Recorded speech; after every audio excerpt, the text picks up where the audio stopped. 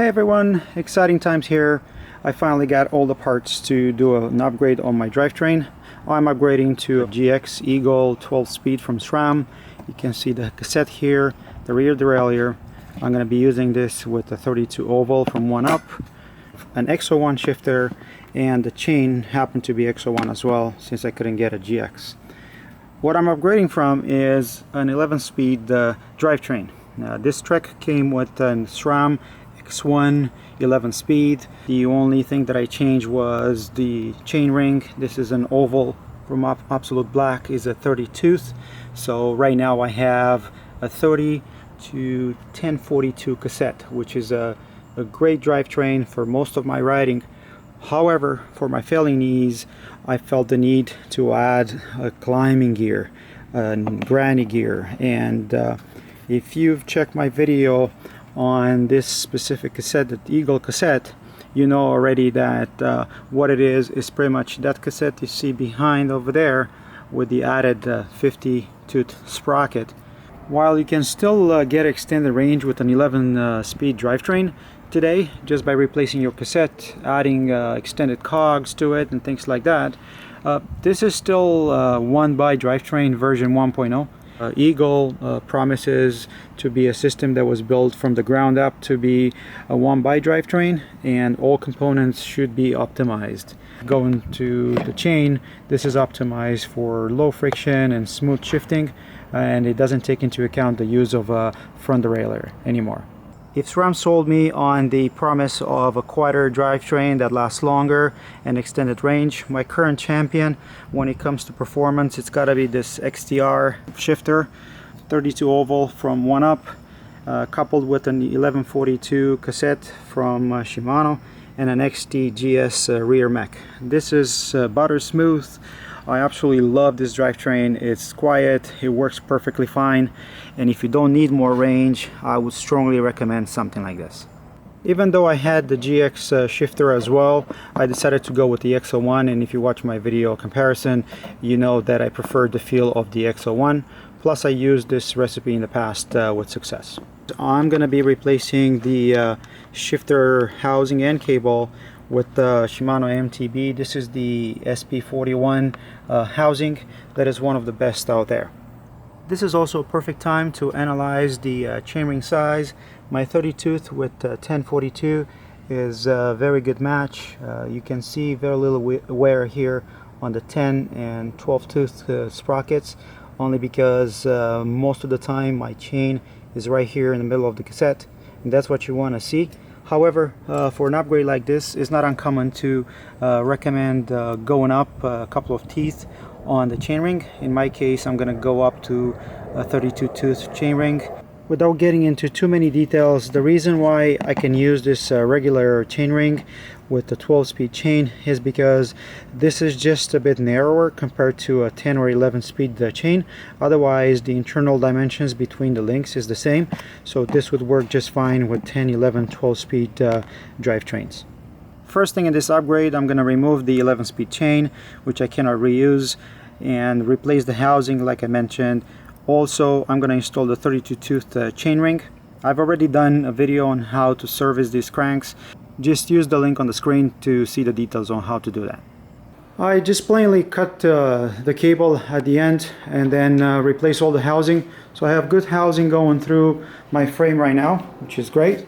Have the new chainring already installed, and I removed the derailleur, the X1. I wish I could say that at this point, if your shifting was nice and smooth before, you didn't have any indexing problems, your derailleur hanger is fine. But I would be wrong if I said that. If you are to do any work on the rear derailleur, I would highly recommend getting one of these tools. Either buy one for yourself or rent one from your local bike shop. This just helps you align your derailleur hanger with the frame. And I thought mine was perfect, but guess what? After using this, and you use it, it's fairly simple to use. You just use it up, down, left, right. I noticed that mine was off by a mile on the vertical plane. Now with my derailleur hanger perfectly fine, next thing I'm going to do is replace the cassette with the 12 speed Eagle. You pretty much need two tools. One is a chain whip, one is a cassette tool. In this case I need both. This was really tight. With the exit driver nicely cleaned up, apply a bit of grease. I applied here on the bearing right up top, also down there on the spline. And yes, there is a little bit of grease that I've already applied on the threads, but if you look at the cassette, you're gonna see that there's already grease on the threads and right up top there where it touches the bearing. So just put it on by hand, and all you need to tighten this up is gonna be your cassette tool, and the torque for this one is 40 Newton meters. Next, I'm going to install the rear derailleur. By the way, this is a 5mm hex. So you have this tab that has to sit right against that stop over there. It already has some sort of a Loctite over here. They specifically recommend not to put grease on that bolt. So start to tighten it up. Just push it down to make sure that your tab is right against the stop. And this is a 10 to 12 Newton meter torque. I did read a little bit about this derailleur having a tiny bit of play in it. There's a bit of a left to right swing. We'll see how it goes. Next thing I'm going to do with the 3mm Allen key, I'm just going to adjust the stops for the derailleur. Right now you can see it here is way out of whack. So the one on the inside, so towards the cassette, that's the high. The trick here looking from behind is you're trying to align the middle of your top jockey wheel, which is right there, with the outer edge of your 10 tooth cog. Now, using the other adjustment screw, which is the low limit screw, I'm going to try to roughly get an idea of how far up. See, this is almost going into the spokes, so I got to give it some few turns at least. Measuring the chain should be very simple. So put the chain on your chainring, wrap it around your largest cog, and then you add 4 links if you have a hardtail. This is a full suspension. In this case, I should add 2 links, 1 inner or 1 outer. However, there's a catch. I got to make sure that the suspension is at the point where I have the longest distance between my bottom bracket and my rear axle. I just picked 2 solid points. That's my through axle in the rear. This is my crank axle. So I have 16.5 inches or exactly 42 centimeters. Suspension fully compressed. I have over 17 inches or about 44 centimeters. If you didn't know about the dimensions, the chain would look just like a normal chain. However, what's different here is the PowerLock. You can see them here with that kidney shape. And they do have an arrow on them as well. Remember, if you have an oval, you have to have this crank at 1 o'clock. Doesn't make a huge difference, but it does stretch your chain a little bit. And then you do end to end would be right here at this link, plus 1 outer, 1 inner. So I bring it all the way down here, and I have to make sure that that's an inner link, this is an inner link, because they will be interconnected by the PowerLock. Just out of curiosity, with my suspension fully extended, if you look here at my chain, if I picked end to end plus 4 links, 1, 2, 3, 4, I would have ended up with pretty much the same chain length. So you might want to use that as a shortcut. Time to route it through the rear derailleur. Remember, there is no tension here, so this is aligned with the 10 tooth cog.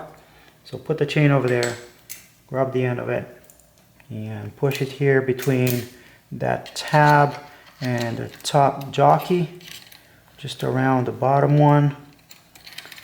And here it is. Working here below the chainstay, this is the orientation of your kidney shape PowerLock. Connect the 2 parts together, and as you pull on the 2 ends, you will probably get it only halfway engaged. To fully engage it, move the chain or the PowerLock above the chainstay, and with the rear brake engaged, just push hard on your crank. You know that the PowerLock is installed correctly if the arrow points to the chainring in the direction of the movement for normal pedaling. One day later, finally getting to install the shifter, and this is the bar clamp that it comes with which seems to be identical to what I have right now for the X1 11 speed. I'm going to reuse that one because this being one piece, I have to remove my brake and my grips, and this is foam, so I can't really remove that easily. That's a 4mm Allen key. Definitely put a little bit of Loctite on the thread before you install it.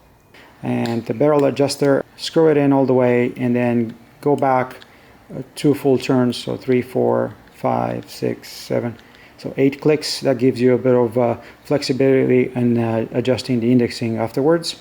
So push the inner cable through your housing, and as it feeds right here at the back of the rear derailleur, it's going to have to come down, and then here on that little channel there is a loop over there. Make sure you feed your cable through it, and I found that locking the cage was the easiest way to do that anyway. Then you have a 4mm here, undo that, and you have this pinch bolt. It's actually pretty neat. There is a channel in there that would allow you to run your cable underneath. So put a bit of tension on this just to make sure that you pick up all the slack from the cable, and as you keep that little bit of tension on it, just tighten it. This is about 4 Nm. Let's see it. It needs a bit more tension in that housing. Not too bad. So, with the chain on the biggest cog, the 12-speed derailleurs provide this. It's just a tool that will help you to set up that 15mm distance here between the top pulley and the bottom of the cassette. SRAM recommends to adjust this under sag clockwise to give you a bigger distance between the top jockey and the cassette, and counterclockwise if you want to bring it closer on the stand here. What I'm going to do, I'm just going to bring this a bit closer up, because what happens is as you're sitting on the bike and the suspension compresses, look at that bottom jockey, see, it just goes further away from your big cog. If you have to adjust your indexing, your gear indexing, it's easily done here using the barrel adjuster. So lazy upshifts, do this, so counterclockwise, don't do more than a couple of clicks at a time.